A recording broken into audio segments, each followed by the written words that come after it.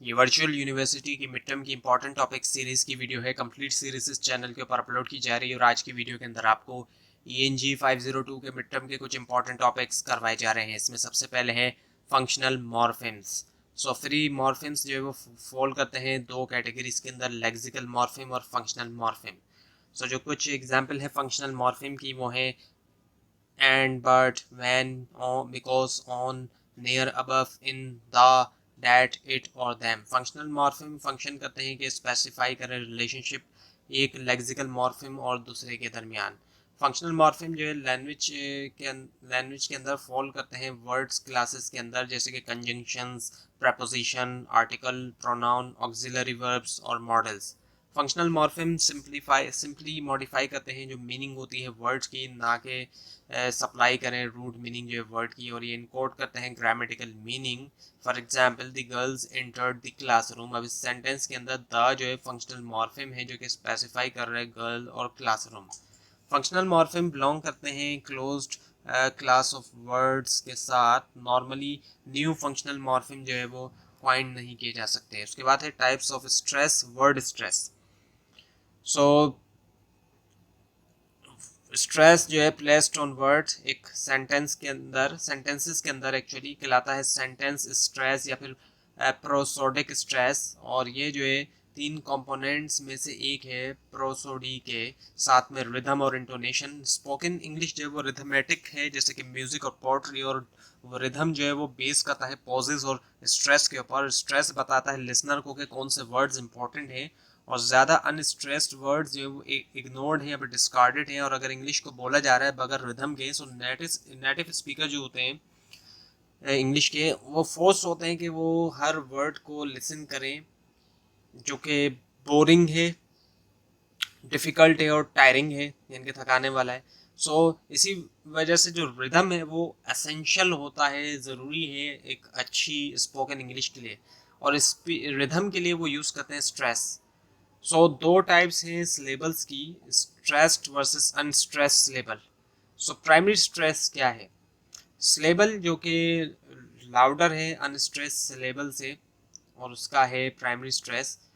ये जो है मार्क्ड है आईपीए में, रेस करते हुए, लगाते हुए वर्टिकल लाइन बिगिनिंग के ऊपर सिलेबल के, और वर्ड अबाउट और सेकंड सिलेबल इज स्ट्रेस। और सेकंड सिलेबल जो है वो प्रोमिनेंट है और कहा जाता है ग्रेट फोर्स के साथ। सो ये जो है primary stress. So secondary stress, syllable जिनकी प्राइमरी स्ट्रेस है वो जो है कम्प्लीटली अनस्ट्रेस नहीं है, बल्कि वो नहीं है उस तरह लाउड जैसे कि प्राइमरी स्ट्रेस है। सेकेंडरी स्ट्रेस जो मार्क्ड होता है लोअर वर्टिकल लाइन से बिगिनिंग के ऊपर सिलेबल के। सो फोटोग्राफिक के अंदर हम जो है वो फाइंड करते हैं स्ट्रेस जो है वो है थर्ड सिलेबल के ऊपर, जहाँ पर सेकेंडरी स्ट्रेस जो है वो है फर्स्ट सिलेबल पे। So beside stress occur on three types of situation, या फिर जो सिंटैक्टिक कैटेगरी से इंग्लिश में सिलेबल स्ट्रेस। सिलेबल स्ट्रेस के अंदर एक सिलेबल जो है वर्ड के अंदर वो प्रोनाउंस होता है लाउडर और ज़्यादा क्लियरली एडजस्टेंट सिलेबल से। और उसके बाद फिर वर्ड स्ट्रेस, वर्ड स्ट्रेस के अंदर एक वर्ड प्रोनाउंस होता है लाउडर और ज़्यादा क्लियर एडजस्टेंट वर्ड से सेंटेंस के अंदर। और उसके बाद है फिर फ्रेज, क्लोज और सेंटेंस स्ट्रेस। फ्रेज, क्लोज या फिर सेंटेंस स्ट्रेस में एक फ्रेज, क्लोज या सेंटेंस जो प्रोनाउंस होता है लाउडर और ज़्यादा क्लियर एडजस्टेंट फ्रेज, क्लोज या सेंटेंस के मुकाबले में एक पैराग्राफ के अंदर। और ये जो टाइप है स्ट्रेस की ये होती है जब स्पीकर जो है वो क्या करता है, सीख करता है कि ड्रॉ करे अटेंशन ज़्यादा इंपॉर्टेंट सेंटेंस को एक लॉन्ग पैराग्राफ में। उसके बाद है इंटरचेंजेबिलिटी। इससे मुराद आइडिया है कि ह्यूमन जो है वो can give and receive, give कर सकते हैं, दे सकते हैं, और रिसीव कर सकते हैं identical linguistic signal. So human जो है वो लिमिटेड नहीं है टाइप्स के अंदर, जो मैसेज की टाइप है जो कि वो सुन सकते हैं या हेयर कर सकते हैं। ये कोई एक कह सकता है कि I am a boy even if one is a girl, even कि वो जो एक गर्ल है। और ये जो है इसको जो है वो कंफ्यूज ना हो लाइन के साथ, लाइन के साथ कंफ्यूज ना हो। सो इम्पोर्टेंस ये है कि एक स्पीकर जो है वो फिज़िकली क्रिएट कर सकता है कोई भी और तमाम मैसेज रिगार्डलेस के जो ट्रथ है या फिर जो रिलेशन है स्पीकर के साथ।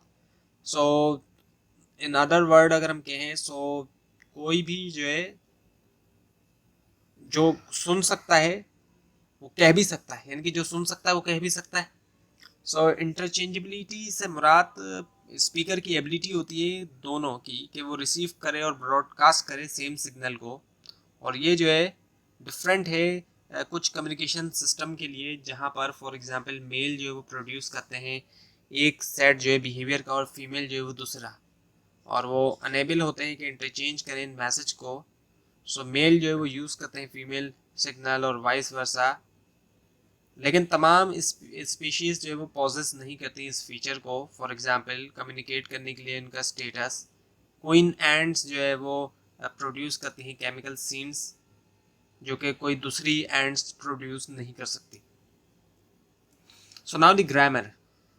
वर्ड ग्रामर जो है वो ग्रीक वर्ड ग्रामा से है, जिसका मतलब है आर्ट्स ऑफ लेटर। और ग्रामर जो है वो क्या है, सेट है स्ट्रक्चरल रूल का जो कि गवर्न कर रहे हैं कंपोजिशन जो है क्लोजेस की, फ्रेजेस की और जो वर्ड्स हैं किसी भी एक गिवन नेचुरल लैंग्वेज में। और टर्म जो है वो इससे मुराद ये भी है कि स्टडी करना उन रूल्स को, और ये जो फील्ड है इसमें शामिल है फोनोलॉजी, मॉर्फोलॉजी और सिंटैक्स, और अक्सर जो ये कॉम्प्लीमेंट होते हैं फोनेटिक्स से, सिमेंटिक्स से और प्रैग्मेटिक्स से। सो ग्रामर से मुराद कॉग्निटिव इन्फॉर्मेशन है जो कि अंडरलाई कर रही है लैंग्वेज यूज़, और स्पीकर जो है लैंग्वेज के उनके पास होता है एक सेट जो है इंटरनलाइज रूल का यूज़ करने के लिए उस लैंग्वेज को, और ये रूल जो है कॉन्स्टिट्यूट करते हैं ग्रामर। और वेस्ट मेजॉरिटी जो इन्फॉर्मेशन की ग्रामर के अंदर is at least in the case of one's native language, और एक्वायर्ड हुई नॉट बाय कॉन्शियस स्टडी, यानी कि कॉन्शियस स्टडी से नहीं या फिर इंस्ट्रक्शन से, बल्कि ऑब्जर्व करते हुए दूसरे स्पीकर्स को। और बहुत सा जो इसका वर्क है वो हुआ अर्ली चाइल्डहुड के दरमियान।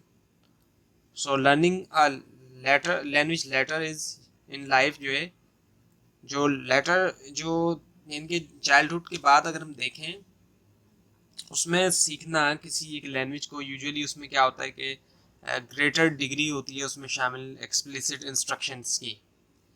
So now the general linguistics, ये जो है ब्रांच है लिंग्विस्टिक्स की जो कि डिवोट होती है स्टडी करने के लिए थ्योरेटिकल बेसिस डिस्क्राइब करने के लिए लैंग्वेज को, और जो मेथड है इन्वेस्टिगेट करने की लिंग्विस्टिक फिनोमेना। जनरल लिंग्विस्टिक्स जो है स्टडी भी करती है जो कनेक्शन है लिंग्विस्टिक्स के दरमियान और जो दूसरी फील्ड है लर्निंग की, इंक्लूडिंग डायलेक्टिकल मटेरियलिज्म है, लॉजिक है और साइकोलॉजी है। और इसी के साथ साथ ये स्टडी करती है कनेक्शन जो है लिंग्विस्टिक्स और हिस्टोरिकल मटेरियलिज्म के दरमियान, and as much as the जो डेवलपमेंट है लैंग्वेज की वो कंडीशन है स्ट्रक्चर ऑफ सोसाइटी से और जो सोशल प्रोसेसेस हैं। जनरल लिंग्विस्टिक स्टडी भी करती है रिलेशनशिप लिंग्विस्टिक और सेमियोटिक्स के दरमियान, और इसी के साथ साथ जो कनेक्शन है लिंग्विस्टिक्स के दरमियान फिजियोलॉजी और एकॉस्टिक्स। और जो एक फीचर है जनरल लिंग्विस्टिक्स का वो है डुअल अप्रोच स्टडी के लिए लैंग्वेज की, एक स्ट्रक्चरल और जो सोशल अप्रोच है जो कि एंडेंगर हुई वैरायटी वेरी नेचर से लैंग्वेज की, और स्टैंड पॉइंट्स है स्ट्रक्चरल लिंग्विस्टिक्स की। जनरल लिंग्विस्टिक्स जो है वो स्टडी करती है लैंग्वेज को एज एन इंटीग्रेटेड स्ट्रक्चर के तौर पे, जिसके अंदर जो है वो इंटर रिलेटेड और इंटरेक्टिंग फोनेटिक है, फोनोलॉजिकल, मॉर्फोलॉजिकल और सिंटैक्टिकल और दूसरे सिस्टम्स इंटरनल रूल्स के साथ जो स्पेसिफिक हैं हर लैंग्वेज के लिए। तो ये थी आज की वीडियो। आपको इस बारे में कोई क्वेश्चन है, खासतौर पे इसमें कोई मिस्टेक दिखाई दे ज़रूर हाईलाइट कीजिए, और इस पूरी सीरीज़ को देखने के लिए इस चैनल को सब्सक्राइब कीजिए, बेल आइकन के ऊपर क्लिक कीजिए। Thanks for watching this video and best of luck for your exams.